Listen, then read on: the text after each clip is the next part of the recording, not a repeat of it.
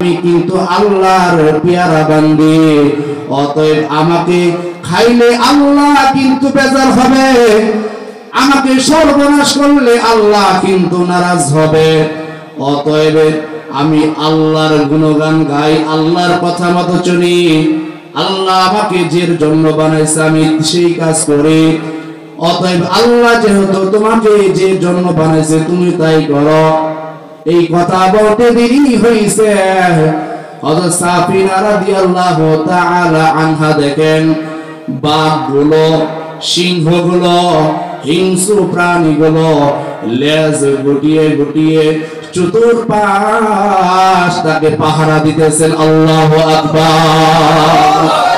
হযরত সাফিনা বলেন আমার দিলের ভিতরে যখন সাহস চলে আসলো, সাহস মনে আমি বাঘগুলো হিংস্রগুলোকে বললাম সকলকে কিন্তু খাওয়া যায় না, মনে রাখো তুমি আজ যদি আমি সাফিনার উপরে যদি জুলুম করো আল্লাহ কিন্তু দেখতেছেন। এই বাঘ আল্লাহ কিন্তু একদিন তোমার উপরে জুলুম করবে। কিতাবের মধ্যে পাওয়া যায় বাঘ পারে তো চার ঠ্যাং সরিয়ে সরি হয়ে গেলেন। বাঘ বুঝায়, বাঘের জবান শুরু হয়ে গেল আল্লাহর কুদরতের মাধ্যমে, বাঘের মুখ থেকে কথা জারি হয়ে গেল।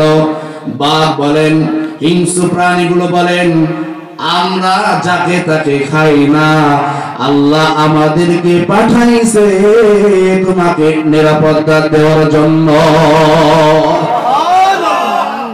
আল্লাহ নাকি তোমাকে নিরাপত্তা দেওয়ার জন্য পাঠাইছেন।